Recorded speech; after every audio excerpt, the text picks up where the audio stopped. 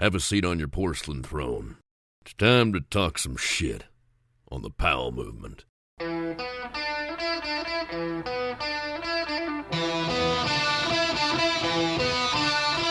Welcome to the Powell movement. I'm your host, Mike Powell, and I'm going to start with saying I've gotten more positive messages about my intros than ever before, and it's all because I haven't had that much of a filter on myself. But I have had a filter. I don't know if it's safe to go full Powell out here. But I've also gotten so much surprise from a lot of you that I'm really quitting the show. So I'm going to answer your question of why. I feel like it's time, and it's more for my sanity than anything. I can always go out and get more sponsors and guests and keep the show going, but well, it looks like I do all the podcast shit myself. Ange was always a big part of it. She did the logo, she did the art, she put the episodes up each week, and now what you don't see is me going to do show art in a Canva that Ange set up for me on her account, or when I go upload the podcast, when I go to the host network, it has her name and fingerprints all over the place. And then when I go to upload my site each week, I have to go watch a video that Ange and I made while she was in the hospital that shows me how to do it. And it's all really fucking painful, and I'm sick of doing it. So while this podcast was once a great thing for me, it's not so much anymore. And I know I talk about myself and my grief way too much in these intros, and I kind of get annoyed with doing it because I feel like you're annoyed listening to it. I will say that I'm okay most of the time. I still cry every day. I mean, sure, there's been 3 or 4 days since June 22nd that I haven't cried, but crying's my reality, and I can be in public or private. I don't even care anymore. I just try to keep it away from my kid. So that's why I'm ending the show. It's been repetitive for 10 years for sure, but really it's tied to a lot of things that I've lost, and I don't really look at it as quitting the show, as I've achieved everything I sought out to do. I wanted to have the best ski podcast out there, and I wanted it to be successful right away. And I said to myself in the beginning, if the numbers of this podcast stopped growing, I'd stop doing the podcast because that meant that people didn't want it. But I've checked all the boxes that I've sought out to achieve. So that's why the show is going to end. Let's see, what else is going on in life? Nothing good. I guess I'm going to see the Casualties this week in a really small room. It'll be like 200 people. I'm going to wear a mouth guard because it's going to be an insane show. I'm also putting together my end of show guest list. And while the next 2 months aren't fully planned out, other than next week's totally random 420 episode, I'm going to end this thing on fucking fire. I've got some episodes already lined up, and if you're a brand that understands the importance of the body of work that and I can't forget about all the other ski podcasters out there, have created, and you want in on the final 10 episodes of the best ski podcast and arguably the best action sports podcast ever made, hit me up at mike@thepowellmovement.com. I can send you my deck, and you're going to be blown away, and then you'll be a sponsor of this podcast, and you can be in on the biggest episodes ever. What else should I say? Also, when I'm not podcasting, I sell stickers, tents, and all kinds of other random shit that everybody needs. I get people great deals on everything because I don't make commission. All I care about is you getting the best pricing, but don't tell my boss that. Just email me at mike.powell@diecutstickers.com if you want them deals. But what you should really want right now is the podcast, and this week it's 2 Kiwi brothers, 1 podcast. I'm talking about my internet friend, 2-time Olympian Benny Harrington, and his little brother, Olympic bronze medalist Luca Harrington. This is a fun chat with 2 awesome guys, and I give Benny most of the time because 1, he's awesome, 2, Luca's getting more of the podium time these days, and 3, Benny and I started chatting on the internet in 2017, and it's so cool that his career has flourished so much that we're now chatting on a podcast. But before we get into it, I want to thank you for listening. I want to ask you to share my social posts and to tell a friend about the show. It really does help the show grow, and while growth is not my concern these days, it's always nice to see the numbers keep going up. So thank you for that. Finally, thank you to Elan Skis and Outdoor Research for making this show happen. And now it's time to chat with Benny Harrington. You're an incredible skier, and so is your brother, and he's younger, and recently he's had more success than you. Does that ever bother you or motivate you, or are you just generally stoked for him? I mean, honestly, I'm just so stoked for him. If I'm not winning, the only other person I'd rather see winning is my brother at the end of the day.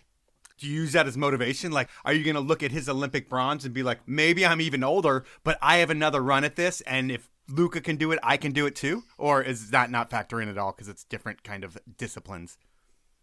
I mean, yeah, for sure. At the end of the day, like, I want as much success as I could possibly have. And to see him succeed and to see him do so well in life, it definitely inspires me more than anything. I tell everyone he's my favorite skier, and he's definitely the person that inspires me the most, for sure. And I would think the one thing that works against you in the pipe, and I was going to bring this up way later, I don't know how, I just brought it up now. Not that your brother towers over you, but I think he's like a couple inches taller. But for you, in the half pipe, getting speed and being able to like generate velocity, has that been a problem your whole life just because of size? I don't know. I mean, I'm pretty compact, honestly. I feel like pretty short and stocky vibe. Like Simon Dumont build? Yeah, exactly. Yeah, pretty similar to Simon and Jossie's build. But yeah, I mean, I feel like that almost helps me a lot because like I can carry speed when it's snowy and slow. And some of the boys that are in the pipe, they're like a little taller and they have a little bit more mass behind him. But we definitely have a couple guys that are pretty skinny and lean and definitely aren't able to generate that speed when it's slow and stuff. Okay. Well, you and your brother, you ski a lot together, especially when you're growing up. When you guys specialize, when he kind of starts focusing on slopestyle and you start focusing on pipe, does it mean that you stop training as much together and skiing as much together? Not at all. At the end of the day, we're always skiing together. He's obviously not coming into half pipe camps and training with me and stuff in the half pipe, but he still likes to come and shred like a spring pipe day at Mammoth or at Cadrona or something. And then obviously we grew up at Cadrona together.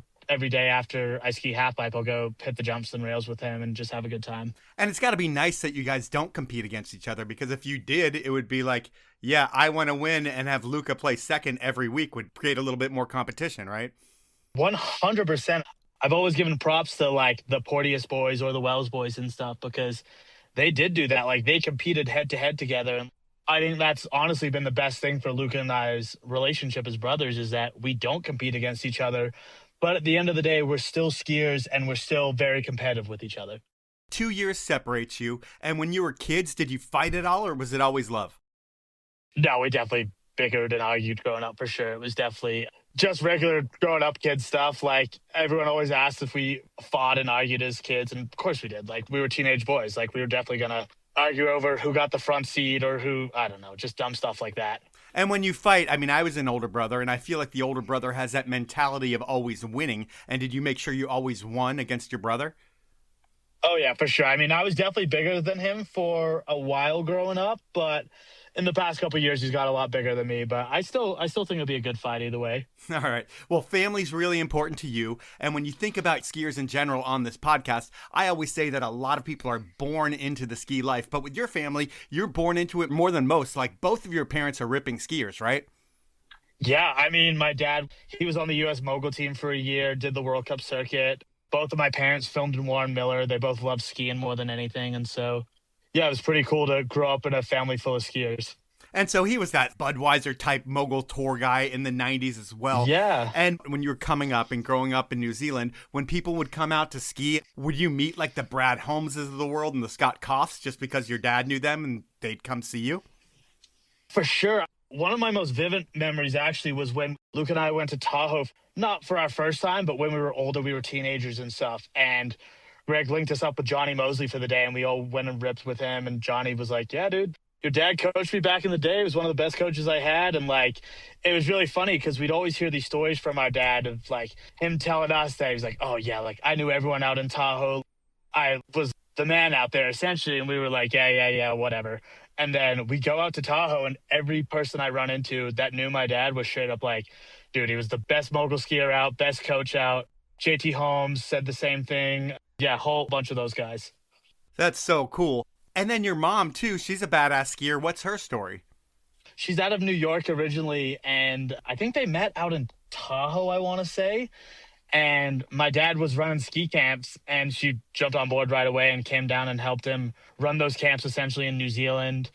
And she was just always an amazing skier. And my dad was filming for Warren Miller at the time, and then he kind of got her linked in a little bit here and there. And yeah, she's just total ripper. That's awesome. So you've got folks from the U.S., but they eventually fall in love with New Zealand through these camps, and that's where they end up moving and having you guys. Do you have a dual passport? Yeah, it's been the best thing my parents have ever done for me. And so being that you're not a full-time U.S. guy, but you do spend winters here, what are your thoughts on this fucked up country right now?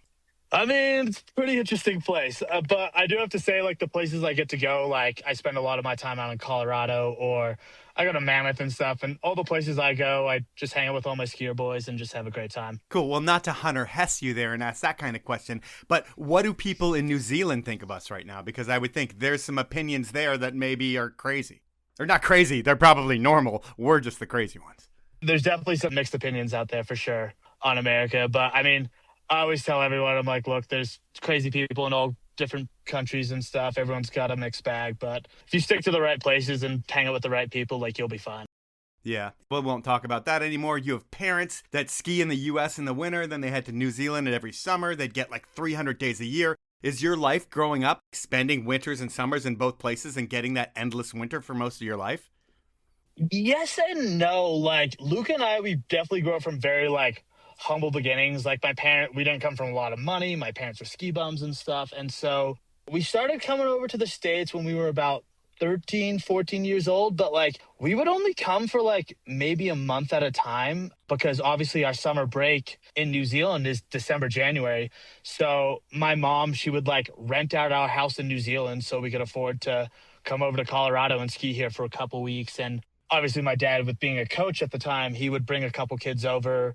Yeah, so we were definitely so fortunate enough to have those opportunities to come over. But it was almost a good thing as well, because we were still so hungry by the time we left high school and stuff that we just wanted to ski every day. It wasn't like we'd been skiing 300 days a year until we left high school and had that freedom and stuff. And thinking about just coming up before that, did your parents push you into skiing, like knowing that they gave you incredible genes? Did they make sure that like you were on the path to be a successful skier from the time you were little? Yes and no, for sure. Like, my dad obviously wanted us to ski as much as possible. Like, that's the thing he loved to do the most.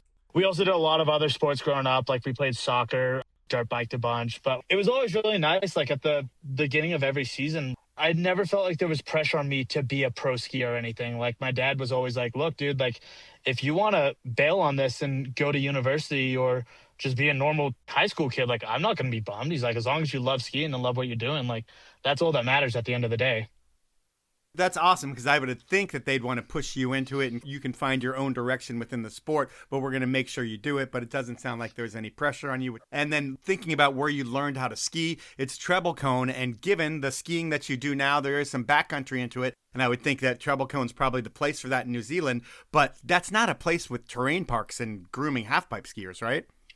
No, not by any means. So we definitely grew up skiing at treble cone. Yeah, just ripping around. I mean, we just follow my dad essentially and all his friends. And we had like a crew of boys growing up, the Billis brothers, Manu Bernard, a bunch of the local guys out of Wanaka. And then I think when I was like 7 or 8, one of my dad's friends essentially was like, dude, you should come coach a small freestyle team at Cadrona. And at the time, those were two separately owned companies. So my dad ended up working for Cadrona, and then Luke and I would ski with him, and then we'd have like all of my buddies and all of kids my age just all go ski with my dad on the weekends and stuff. And that's kind of how we got introduced to the park scene and everything. So your dad has used skiing to like facilitate your whole lifestyle. Like he's coaching all these other kids and you guys get to come along and everything's free ski-wise because he's in that line of work? Straight up. That was the only reason why Luke and I were able to be the skiers we are today, is because my dad helped facilitate all that stuff for sure. When do you start competing, and when does that all start clicking for you? I want to say I did like junior nationals when I was like 6 years old or something. Oh, wow. And yeah, I was mad young when I started competing, but it was never anything like serious or like pressure to do it. My dad was like, do you want to do this? And that was when there was like big mountain, slopestyle, half pipe. And like, I was just so excited to ski and ski with all my friends and stuff. And like, at the time, I think I was in the under 10 categories as like a 6-year-old. So like there were a bunch of boys that I knew that were all older than me that I was like, oh my God, I'm competing against them. And like, I always thought it was the coolest thing ever. That's like the story of your whole life. You're like the young kid against everybody else, and you have to go 10 years before you really have a chance almost, because you're a boy against men a lot of your times in your career, early on at least. Yeah, straight up. It was definitely like that for a while, like have to work my way up the ranks and really make a name for myself. What was the first big win or contest where you did well, where you're like, holy shit, I think I can actually do something with skiing?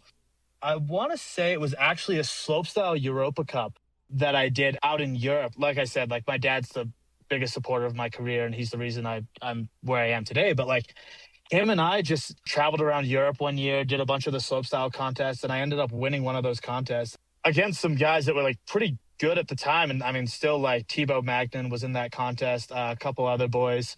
But it was just cool to be a part of that sport and feel like what it's like to get a win under your belt. And then obviously when I got to qualify into World Cups and stand against people that I'd watched growing up and stuff, it was really cool. So those are probably the moments that really stand out to me. And what's the track for like a kid from New Zealand to like qualify for FIS level events? Do you have to get into the Snow Sports New Zealand program, or how does that work? I mean, you don't need to be part of the Snow Sports New Zealand program by any means. The team in New Zealand, like the local Padrona team that they have such an amazing program down there, and they really help facilitate getting kids into that. I was definitely part of the Stone Sports program when I was younger, and they were pretty big on helping us get into contests and like kind of showing us the ropes of like what we need to do to take those next steps in life and skiing and stuff. And what do they do for you? Is it just like coaching and facilities and stuff like that? Or like, I don't understand. Is it part of the government's kind of like ski program, or what is Snow Sports New Zealand? It's the New Zealand version of the U.S. team. Like they provide a facility and stuff, and then they have coaches you can work with, sports psych and physios and nutritionists and stuff. And so you're stoked to get onto that team. I would think that's a huge deal. Then you said you started traveling to the States. And when you start traveling to the States to compete over here, eventually does it get to be where you're having like 150-day seasons of just like repetition in the pipe and refining your skills? That didn't really happen until I graduated high school, really. I wasn't really working with Snow Sports New Zealand that much anymore. I was kind of doing my own program, and I essentially just had some friends in Summit County, and I loved skiing and wanted to make it a career. And so I just came out here. I got a job as a ski coach at Team Summit, and that was the year COVID happened. And so my season definitely got cut short early, but like I just remember I skied like every single day that season, like no matter what the weather conditions was. It could have been a blizzard outside, and I was still out there skiing with all my buddies. You said earlier, and I guess I should take it a little bit back, but you weren't part of Snow Sports New Zealand after a little while. And I think, so you're on that program when you're 6 to 15 or 16 years old, and you've got like the whole government or whatever believing in you and you're going to be the future of the team. What happens with that? Because I would think that's like the dream is to be part of that. And then eventually, do you get dropped from the whole program? Yeah, I mean, national teams are really, really interesting. I mean, everyone's got their own stories with them. I don't want to say any bad words about them or anything, but I wasn't on the program anymore, and so I just had to figure it out on my own, really. So it's like someone doesn't believe in you and you have to figure out another direction? Essentially, yeah. So that's got to be really, really frustrating. And does that do anything to your self-confidence or anything? Because you're young at that point. I would think that's like a hard pill to swallow. It was definitely tough for sure, and it was hard for my parents. It was hard for me at the time, and it was rough 18 months of my life. Like I blew my knee next. That was the first thing, right? It was like you get dropped, and then like when you're at probably an all-time low at that point because you've just been dropped, like the biggest fear of your entire life happens at like junior world championships, and in 2018 you blow your whole knee and you don't have support from anybody. Yeah, it was pretty interesting time for sure. But honestly, at the end of the day, like it all worked out for the best. And I don't think I would be where I am in my career right now if I hadn't been dropped from them. And essentially, it just like it made me work a lot harder. And it also, I wanted to show to the national team and to also all the kids who are in the sport that you can make it as a career and you can make it in the sport without needing your national team to carry you through. So it's more just proving it to them as like, F you, you guys cut me, but I'm going to show you I can do it on my own. Straight up. Yeah, exactly. Yeah, I think I was like the Bodie Miller way of racing or something like that at one point as well. So you blow your knee out, and when that happens and you're from New Zealand, do you fly home for surgery? Do you go to the best surgeon in the world? How does that work? So I was actually in New Zealand when I blew my knee. I blew it on one of those landing airbags that they've got. Trying to learn tricks on an airbag. Yep, trying to learn tricks on an airbag. Does that happen often? Like people using something for safety and still having a worse injury than they've ever had on snow on the thing for safety? It happens a lot more than you'd think. Like it's definitely like the airbag facilities that we have today, like they're amazing. Like New Zealand's got one set up, the Utah Olympic Park's got one set up, and they're all pretty dialed for the most part, but there are definitely some freak accidents that happen every now and then that cause some injuries and stuff. So you used airbags to learn tricks, and then other things that you use to learn tricks. I mean, Copper Mountain is like home base for you a lot of the time. They have a Woodward there. I know you spend a lot of time at Woodward, and your brother does too. Do you use the Woodward facilities to learn all your tricks into foam pits? Honestly, I haven't really spent a whole lot of time on airbags. I had that one season where New Zealand had just bought an airbag or something like that. And I got maybe like a couple sessions on it. And it was awesome, but I never loved it because I would always get my head whipped and like something would always just not be supered out. And so I never loved it. And then growing up and like even these past 2 years, like I love going to Woodward and hitting those rollerblade ramps. Like to me, that is so much harder than hitting an airbag essentially, because you have to be so stacked on your rollerblades going in. You can't have a bad takeoff. Otherwise you're going to essentially G out on the in run and stuff. Like to me, rollerblading is so good for your sport and so good for your skiing and everything. And you being a half pipe skier, have you ever gone to, like to the bigger Woodwards and used their resi half pipes to like learn tricks that way? I have not. I would love to at some point in my life, but I haven't done that before. I figure that would just be like a no-brainer at that point. Like you're one of the best in the world, and that's an easy way to learn tricks in the pipe. Yeah, for me, I've always been the big believer of like, if I can do it on slope and I can do it on jumps and stuff, is that then I can transfer it over to the half pipe because I know how to ride the half pipe. I know the angles. I know the pop. I know essentially how to ski a half pipe. I just have to take the tricks that I've learned from slopestyle and from the roller ramps at Woodward over into the half pipe. Gotcha. And then this is the point in life where you and I started chatting on the internet. And I read through our message chain earlier today and it was really, really sad. And sometimes I forget that I force you and every listener to hear so much about Ange's shitty journey, which sucks of me to do, but whatever. I shared everything with everybody. And you sent me a ton of nice messages. You donated to Ange's GoFundMe. And that was really awesome. It was a low point in my life. I think the knee injury must have been a low point in your life, at least a little bit. Do you go just 110% into physio just to get yourself back and stronger than ever before? Yeah, essentially, I kind of used it. Like I always tell people, I'm like, I use that fuel for fire. Like it's what motivates me to get back stronger mentally and physically, just so I can come back and be a stronger skier and be even more prepared for the next season. When you come back from an injury like that, because I would say that everyone who rides halfpipe is a great skier, at least at your level. But not all great skiers can boost out of a half pipe like a pro half pipe skier. Like you can take a lot of those slopestyle guys and sure they can ride a half pipe, but not like you can hit their jumps. You know what I mean? It's just like the stakes are so high, the margin for error is so low. And how hard was it to come back to a world of doubles when you're off for a while with injury?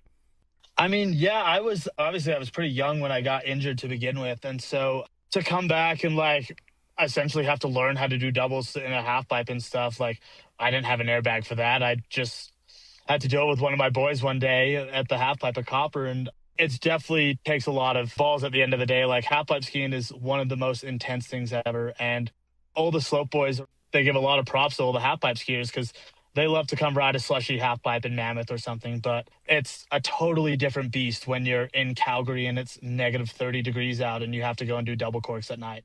It's time for my first sponsor break. And I'm going to start with longtime sponsor Elan Skis. And if you haven't skied on an award-winning ripstick yet, you're missing out on something that ski brands have long said wasn't an option. A lightweight ski that powers through anything and truly rips. It's game-changing.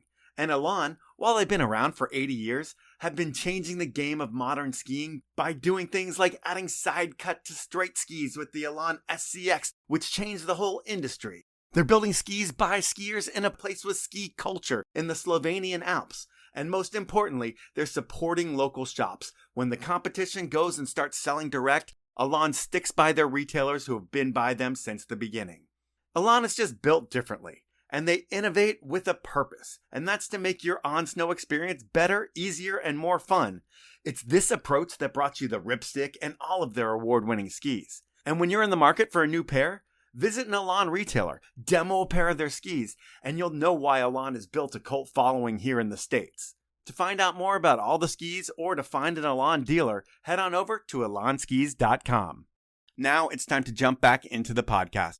Who was your first sponsor? Who's the first person that believed in you and started paying you, or not started paying you? Who's the first brand that believed in you and was like, hey, we want to set you up with product?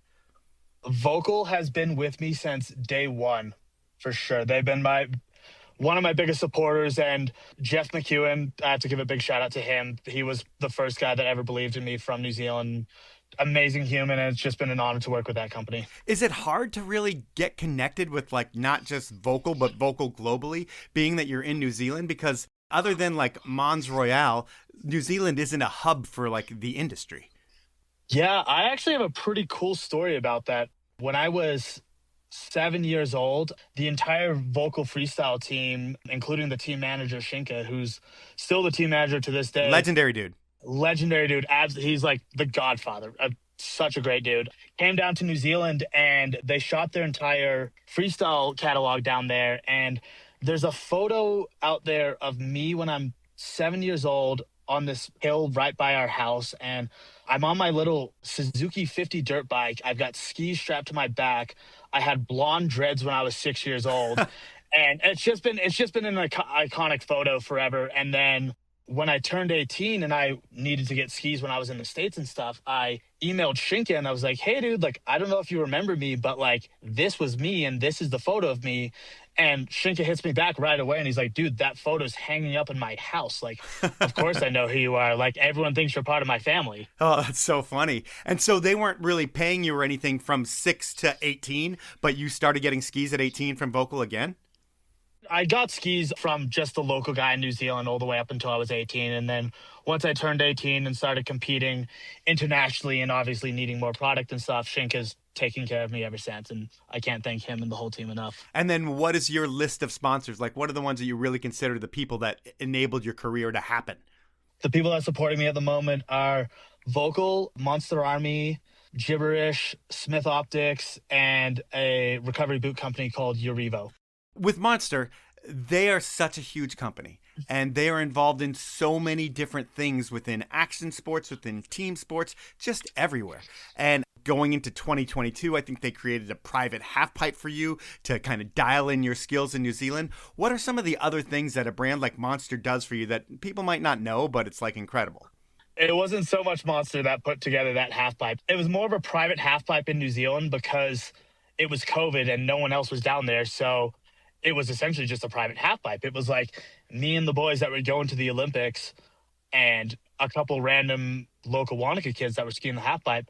Like, that was the only people that were there at that time. So that one wasn't Monster, but I would think Monster creates some pretty cool shit. What have you been able to do with Monster? Like, have you been able to meet any of your heroes, seen any concerts, anything cool that skiing has created?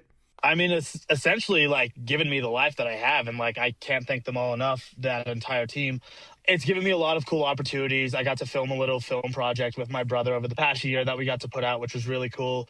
And then they bring me to summer X Games. I get to meet all the pros and stuff. And it's just been, I got to go to the office in Corona and meet everyone down there. And it was just such a cool company. It's been a company that I've dreamed of being part of since I was a little kid. And it's really cool to be able to rock it for sure.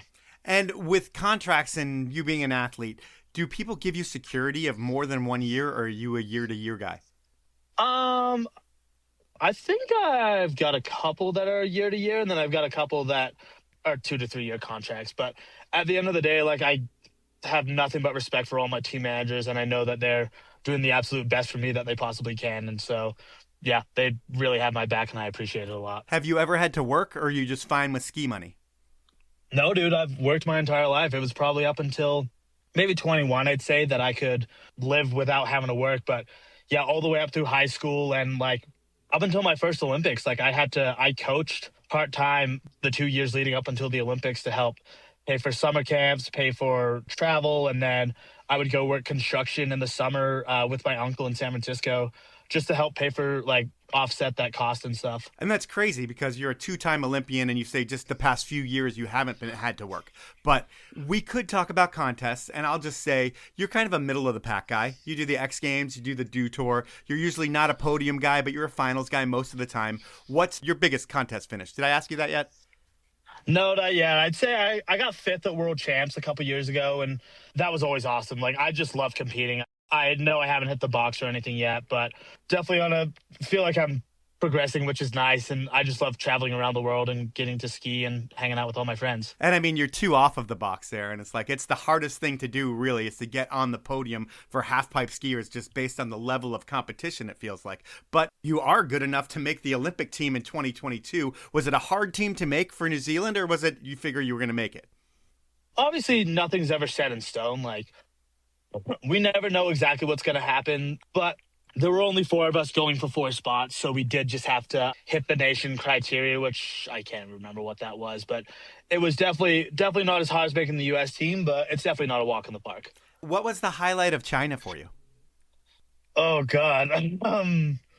Honestly, just getting to represent New Zealand more than anything. Like, I am such a diehard patriot to New Zealand. I think it's the best place in the world. And so to be able to represent my country more than just myself at a World Cup or something small like that, like to be on the world stage and to be wearing the fern, essentially, that was definitely the highlight for me. Well, you placed 13th, I think, at that Olympics, but your crash there, I mean, you got hung up upside down, you go head first into the lip, and I don't think that'll ever be forgotten. Is that your scariest pipe crash ever?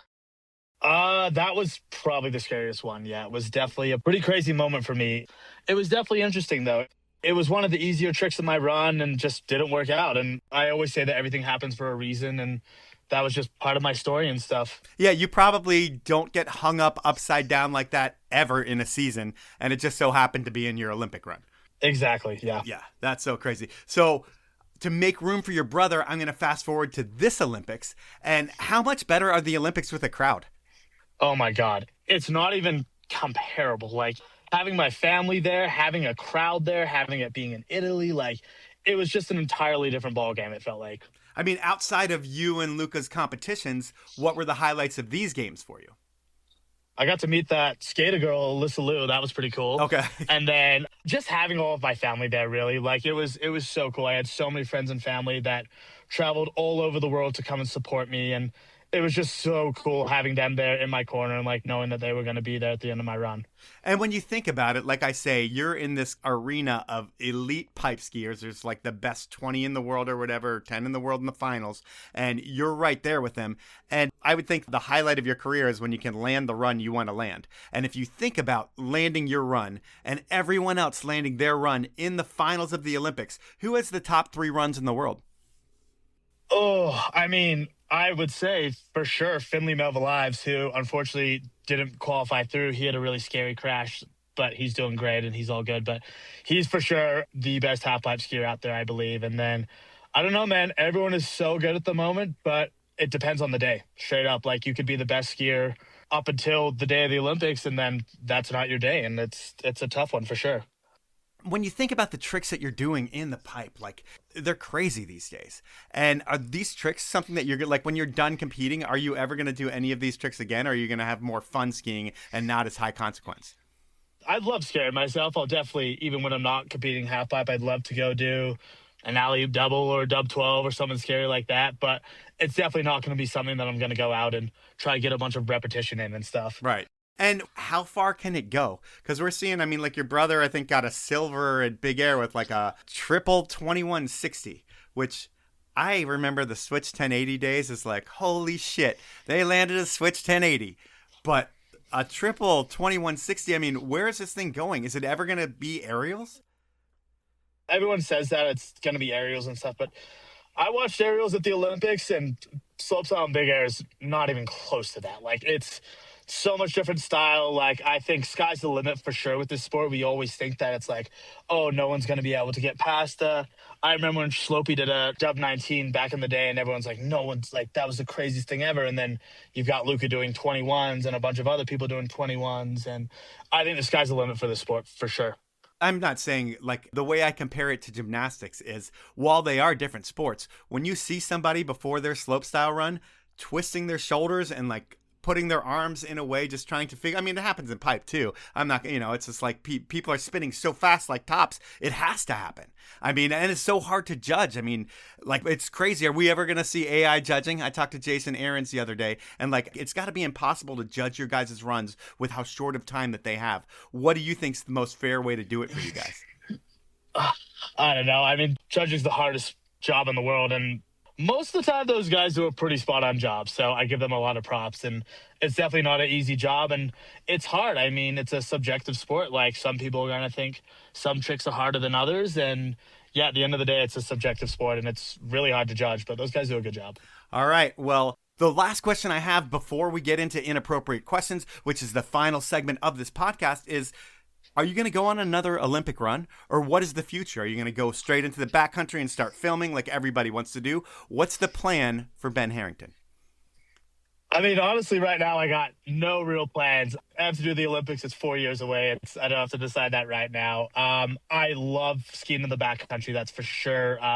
Something I want to, even if I do decide to keep competing halfpipe for another 4 years, it's definitely something I want to look into more.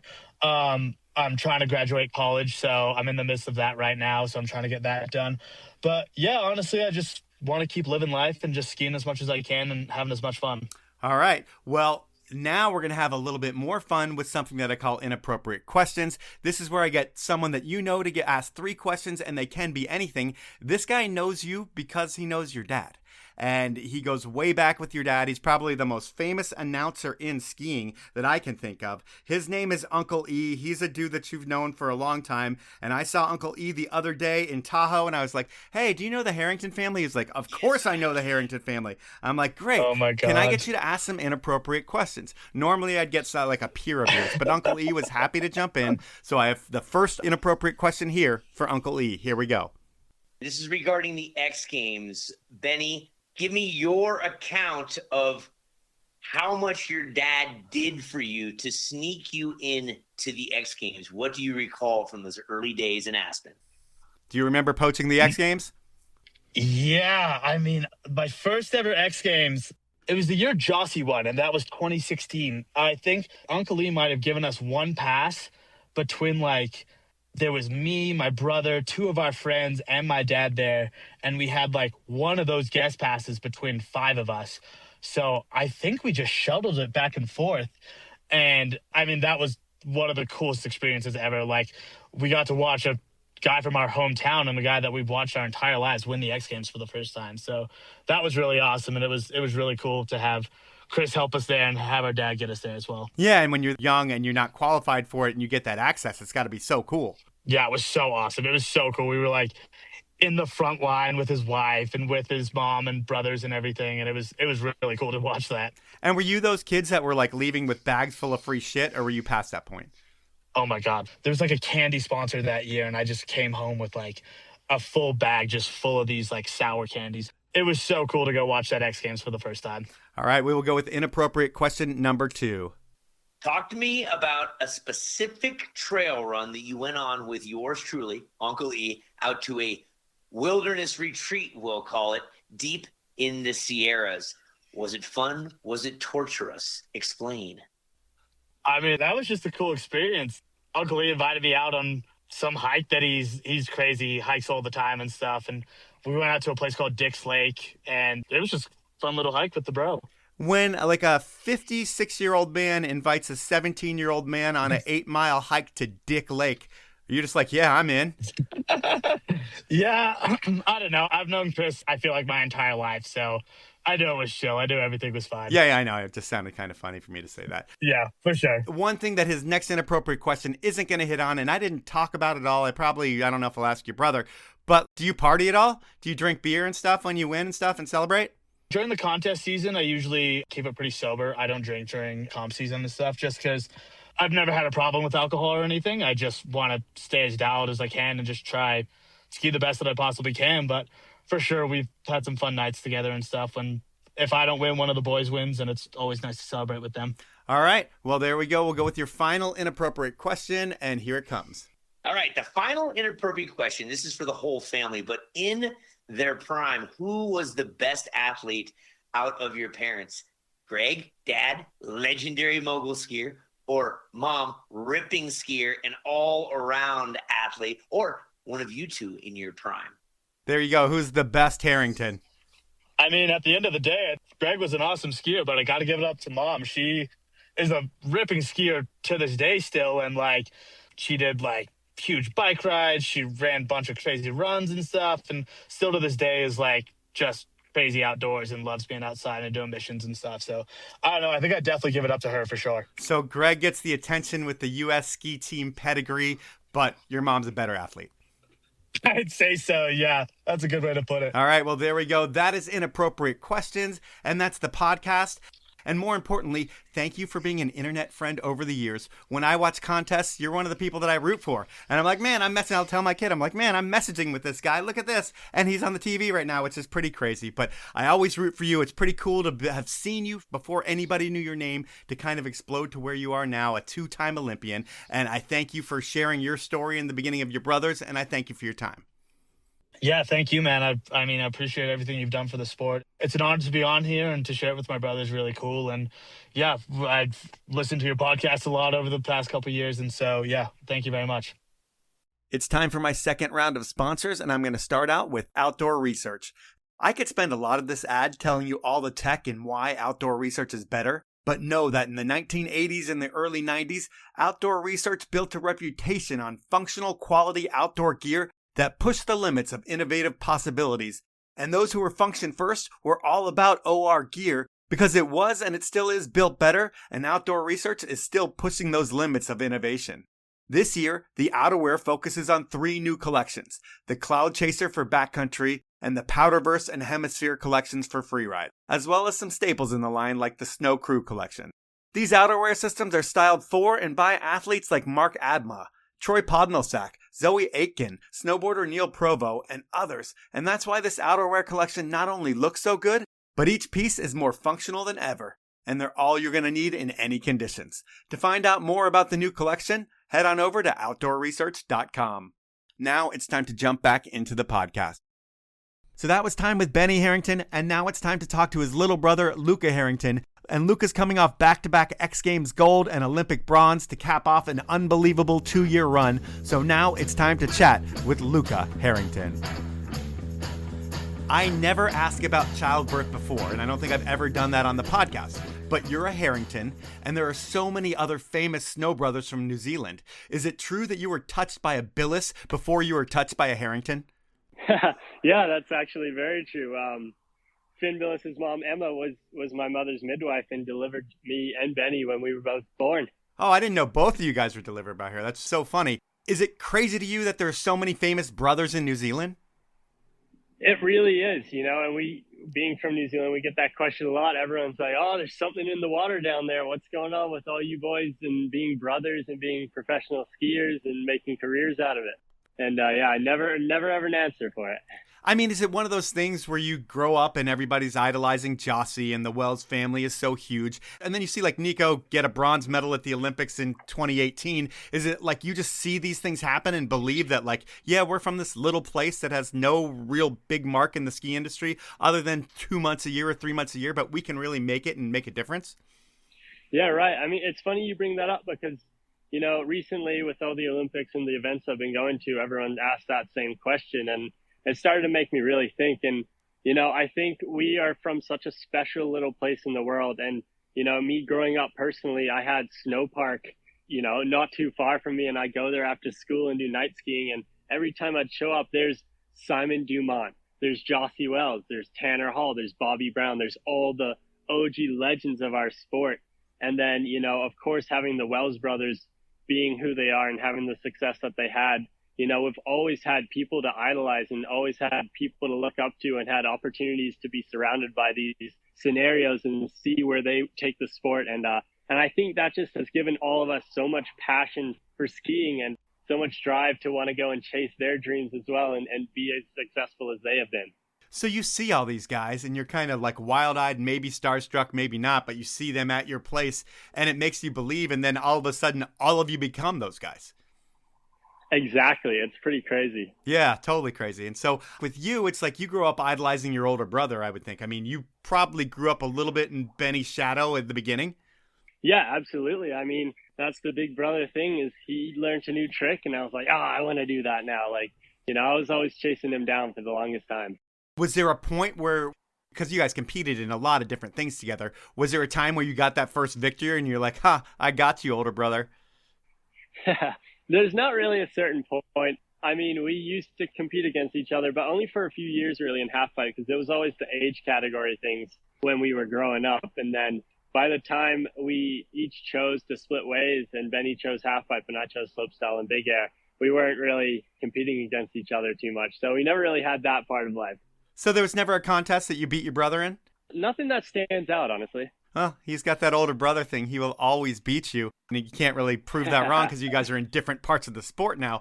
But right. When you grow up in your brother's shadow for a long time, when's the moment where everyone's like, holy shit, Luca's arrived?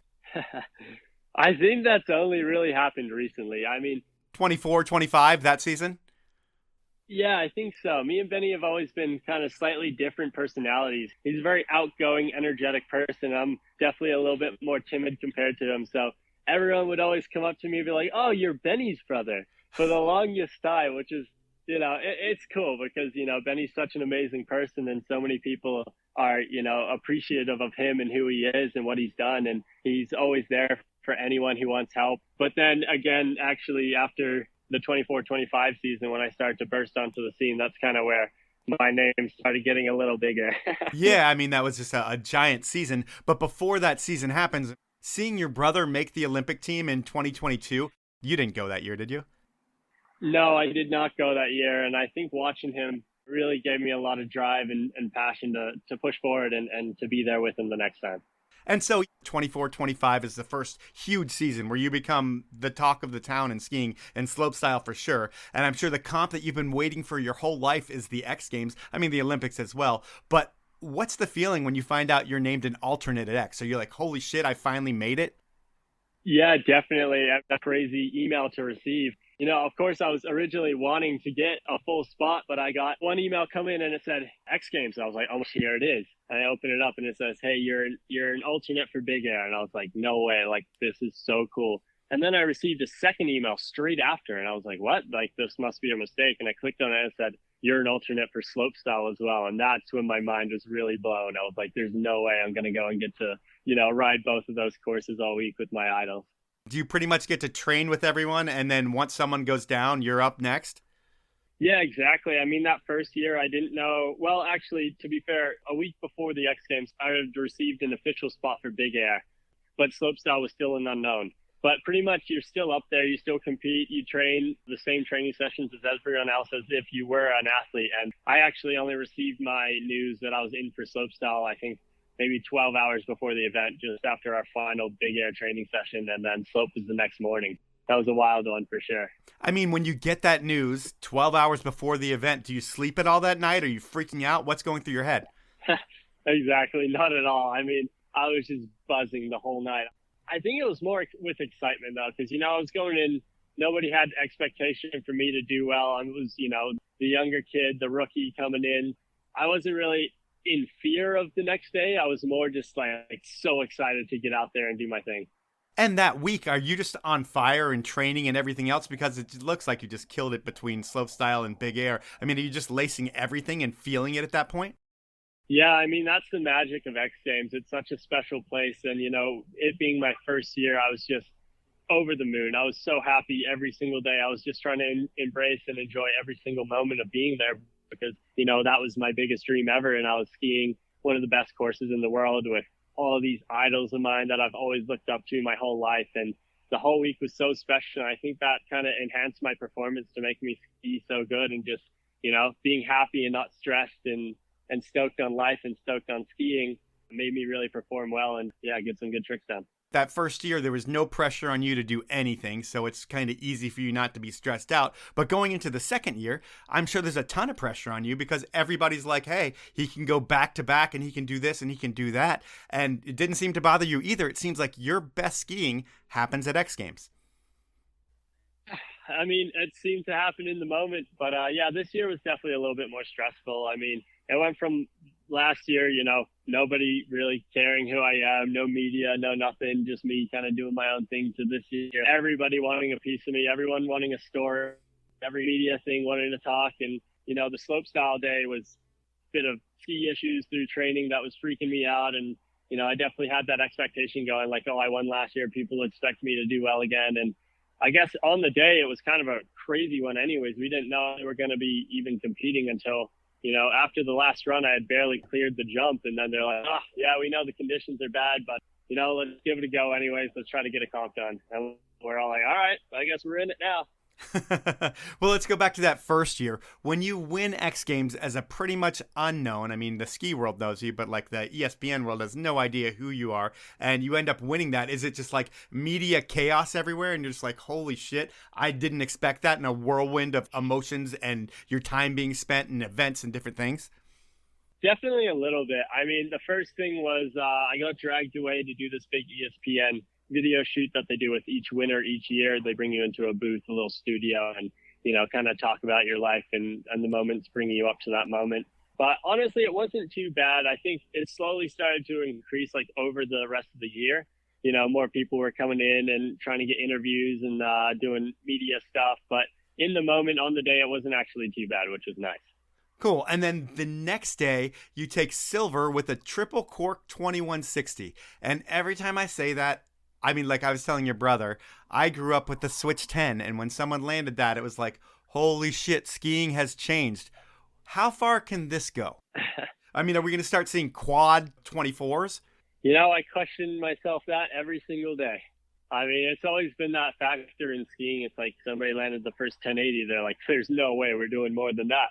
Then somebody does a 12, then somebody goes to 14. Now we're at, 21, then Miro did the 23. It's like, it's getting pretty out of hand. The thing is, I think like the jumps that we're using, especially in World Cup, aren't huge. So we don't have the opportunity to do the biggest of tricks until, Dylan Deschamps comes out this year and throws a quad at Big Air. Yeah. And then it's like, wow, okay, maybe we do have the air time to do these tricks. But I mean, X Games is such a special jump. Charles does such an amazing job every time and makes the biggest, best jump for everyone out of the whole year. Okay. And so after that first year, you're going into an Olympic year. You're an X Games gold medalist. You've also got a silver to your credit. And we talked sponsors with your brothers, but are you able to cash in with all your sponsors now? Do they start really investing in you because they know the Olympic year? Like, hey, this guy won X Games gold. He could definitely be standing on the top of the Olympic podium too. You know what? Not really. It's been definitely a tough one. I think the contracts and everything have been really hard for all skiers. It's not the biggest sport. There's not a ton of money in it, but I think the biggest one for me was moving up from the Monster Army to the Monster Energy team. And that happened after the Olympics. And I'm so grateful for Monster and everything they've done for me and helping me support this dream that I do. With Vocal, I had a contract locked in until after the games. And then I just didn't really have many other contracts at the time. So there wasn't anything of a big bump up or anything really. Do you ever think about getting an agent, or is making money not that important? No, definitely it is. And that's the thing. After X Games, I did get onto an agent who had helped to get some sponsors through the Olympic cycle. But honestly, we weren't successful. Oh, man, that sucks. That's a bummer to hear.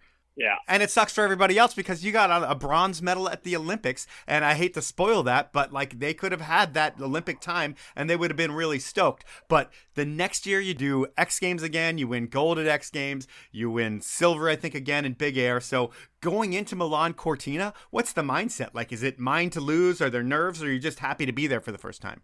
Bit of emotions, to be honest. I mean, a little bit of everything. We had, the stress of, oh my gosh, it's the Olympics. I've been working for the past 4 years to get here.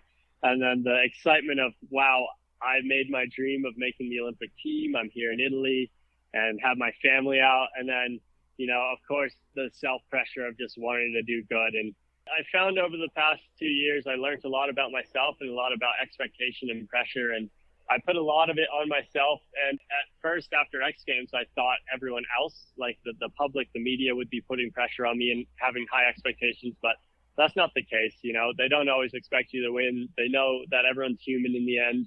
And I think that really helped me move forward in my life and kind of create a better understanding about that. But yeah, I definitely had a lot of self-pressure on for both Big Air and Slopestyle, but it's the Olympics, everyone's going ham. So I honestly didn't know what was going to happen, to be honest. Well, you get bronze there. And if you're a bronze medalist at anything in the U.S., you might make like the 5th page of the sports section because people only care about gold here, it seems like. But when you do that in New Zealand, Right. Is it a much bigger deal?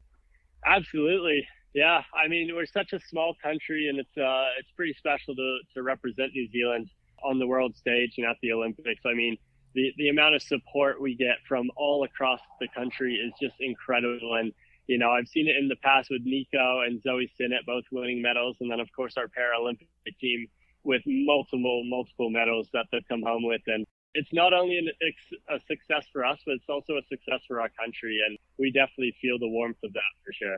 Do you become a known entity? Like when you go to the mall or you go to the store, do people recognize you now? Well, you know what? I'm actually out in Salt Lake City right now, so I haven't been home in a little while. But my parents definitely have said that they get a lot of attention knowing that they're my parents. And every time they go to the store, they get stopped for a chat and stuff like that. So it's going to be interesting going home. Yeah, it's pretty crazy to think about that. Do you have a girlfriend? I do not. Oh, man, that's awesome. You're going to have so much fun when you get home. Just definitely wear that medal everywhere you go. It should be a layup. It'll be so much fun. But do you get a check from New Zealand when you win a medal? Do they give you a check for bronze? Not really. It's a little different. We get government funding. Basically, each year we have a pinnacle event, and based on your result, if you make it in the top 8, you can get funding. And based off of your number within the top 8, you get a certain amount of funding. But with the New Zealand team, we still pay to be on the team. So it's not all free. So a lot of this funding from the government that we get goes towards paying for our seasons back to the New Zealand team. Oh, man, that sucks. Well, I would think if there's all that pride and everything, they'd at least make it so you can eat. But whatever. Did you have a whole media tour after you won? Did they put you on a plane and send you to every talk show? Or no, you haven't been home yet. Yeah, I haven't done anything. Honestly, it's been pretty mellow. I thought that we might have had to fly home and do all that stuff, but no, they've been pretty cruisy about it. Definitely just a few phone interviews and calls back to New Zealand over the phone and stuff, but no, I haven't done anything in person yet. Well, we got to talk to your agent because most people that get a medal, they get shipped out right away and they're doing stuff for all their sponsors and everyone, and they're just cashing checks. But that didn't happen with you. So we got to figure that part out. I'm no agent, but whatever. The coolest thing about you winning that medal to me was seeing, obviously you won an Olympic medal. That's the coolest thing. But just seeing the celebration with you and your brother. Can you talk about the impact that your older brother has had on you? Oh, my gosh. It's actually unbelievable. Benny has been by my side since day one and will always be by my side. No matter how much success I get, he celebrates it just as hard as I do. Sometimes even more. And, I had him at the bottom of X Games when I won my first gold in tears. And, he was there, jumped all the barriers at the Olympics, ran through security to run up to give me a hug. And he's been by my side every step of the way. Every time I needed a question, he's there. Every time I finish a training session, he's calling me, hey, how'd it go? And, it goes the same way for him. We work really well together and we coach each other. We help each other through everything, whether it's situations in life or a competition or learning a new trick. We're always there to kind of bounce information off each other and help each other succeed in our own ways. Nice. So I can never be more grateful for my brother because he's helped me become who I am.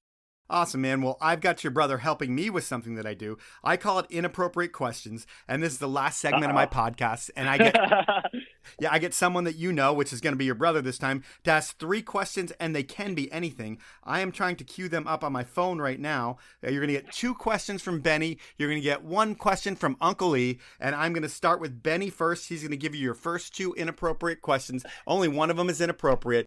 Let me start Benny's first question right now. Luca, talk to me about the first X Games that you ever won and the night we had, and just give the guys a little bit of a story time about that. That was a crazy night. Benny is very focused when he comes into his training. So he had not been drinking for, I don't know, maybe 6 to 8 months before that. And, he made the exception to come out and party with us after that gold medal. So we went out to the Monster after party in downtown Aspen, and I had all my best friends with me, and I had my brother. It was a very fun night. And then afterwards, all my buddies had come across from Summit County, which was an hour or 2 away. And we all go to the party. We finish the party, and they're all like, hey, we don't have anywhere to stay. And so I had 5 guys and 3 girls in my hotel room at X Games for the night, which was pretty funny. That is funny. And Benny mentioned that he doesn't like to drink during the season and he takes time off. Are you a different way? Do you like to party? Yeah, definitely. I mean, I'm not partying every weekend, but after a competition, it's nice to celebrate with all the team and all the other teams as well. But no, I'm not partying every weekend or anything like that.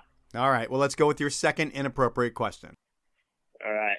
Not as much inappropriate wise, but what are your thoughts on the state of skiing right now, especially with guys like you and A-Hall trying to do creative new tricks and not necessarily getting rewarded for them? Yeah, I just wanted to get your thoughts on where you think the sport of skiing is right now, and what are your thoughts on the spin to win compared to trying to do something creative such as a pullback or something like that. There we go. All right. That's a great question, Benny. And that's something I think about a lot looking into the future. That also relates back to your question earlier about how far do you think we can take this? You know, it's always been like this. You know, skiing's a very subjective sport and everything goes in waves. You know, sometimes the butters are in the trend, sometimes the pullbacks are in the trend. And, you know, the trend goes in waves. And the big air trick I did in the qualifications was the same one that A-Hall did. And it was also the same trick I did on the last jump in my slopestyle run. And that trick, it's only a 1260, but I will tell you, I have never battled a trick so hard in my entire life to land and to get it perfect. And it just shows the challenge and the hardness of the trick. And, you know, I went out with super high hopes into big air. I'm like, this is cool. I'm changing the sport. I'm taking a new direction. And when they didn't reward it and they like to see the more 2160s being thrown down, I was really bummed. But I'm still going to keep going with that trick. I think that there's still potential. I think the judges just haven't understood how hard it is yet. And I'm still hoping that skiing can kind of trend off in a new way. I mean, I like to be able to do both, like the spin to win, but also be able to have a creative side to my skiing. But yeah, I mean, I think when we're getting into the 2340s, like that's getting ridiculous now. And they're going to have to start building bigger and bigger jumps if they want to see, you know, quads and quints or whatever it might be. So I definitely am hoping that this trend can catch on and we can find new ways to create tricks and pullbacks and pretzels and just variations of style. And, you know, I think Tormod has done a great job of that with the tail butter bios and the nose butter bios. And it was really great to see that get rewarded. But I think it's definitely something in the works and something that I think we should all talk about as a ski community together to kind of get a better understanding of where we want to take this in. We used to talk about back in the day at K2 doing like a 5-7-9 contest where everybody just does their best one of that and the style of the trick wins it. But we never got around to that. It was just an idea. I thought about that too. I think that's a great idea. And I think that's what X Games has been really cool for, is they create new formats each year to try to, you know, switch up the trends. And I really value X Games for doing that because it's cool to juggle up the sport a little bit sometimes. All right. Well, I've got one more inappropriate question. This one's going to come from Uncle E, and I've got to dig it up, and it regards your whole family. So let's go to Uncle E's question. I'm finding it. Here we go. All right. The final inappropriate question. This is for the whole family, but in their prime, who was the best athlete out of your parents? Greg, dad, legendary mogul skier, or mom, ripping skier and all-around athlete, or one of you two in your prime? Who's the best, Harrington? That's a tough one. That's a very tough one. You know, I think my dad was, you know, pretty popular back in his day with the moguls and stuff, and he was always a wild child doing all sorts of, you know, flipping off the roof and whatever the hell that is, and was very successful athlete in his time. But my mom's sort of an underdog, you know. She didn't quite have the fame and glory that Greg did, but she's an absolute amazing skier and athlete. I honestly think my mom is the best athlete out of all of us. You know, every day she's out there. She's up at 5 a.m. before I get up to go skiing. She's on her indoor road bike that she's got her computer set up with, and she's on a ride for an hour. And then, you know, I come home and she's out running with the dog. And then anytime she's on a holiday, it's a holiday to go either ski touring, road cycling, mountain biking, anything like that. So honestly, I got to give it to my mom. She's one of the hardest workers I've ever met, and I inspire to be like her. Your brother said the exact same thing. That your dad's got the title, but your mom's got the better overall athletic ability and prowess. And your brother said it. You said it. I'm going to go with it. Your dad's going to have to deal with it.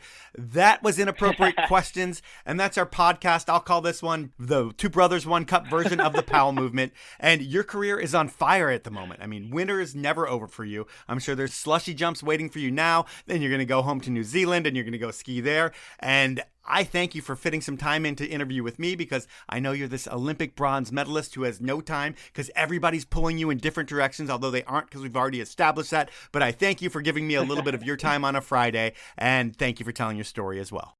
Absolutely. I really appreciate you having Benny and I on the channel, and we appreciate all of your hard work and what you do. I mean, I listen to your podcast all the time, and it's helped me grow as a person and as a skier. So thank you so much. So that was time with the Harrington brothers, and what a cool story. It's like badass parents created talented offspring, brought them up in a world where skiing was the focus, and guided them, not forced them to love the sport. And while a lot of kids could get burned out on that lifestyle, not Benny and Luca, and doing this podcast for so long, I've learned that there are people who love skiing so much that they want to ski every day, regardless of the conditions. And then there are folks that used to be that way and now love skiing when it's good. And the Harringtons, well, it just sounds like they love it regardless of the conditions, regardless of where they're skiing, whether it's in the pipe, the slopestyle course, or out in the backcountry. Wherever they are, they're going to be out there shredding and having big smiles on their faces. That's refreshing to hear, and that's the podcast. At this point, I want to thank you for listening. I want to prepare you for a non-ski episode for the most part next week. It's a more weed-focused 420 episode that I'm excited about because I love a good 420 story. I think you'll enjoy these stories as well. Finally, I want to thank my incredible sponsors who make this happen, so please support Elan Skis and Outdoor Research for being the last men standing supporting this podcast over the past 10 years. And to you, I end the show like every week saying, have a great week, everyone.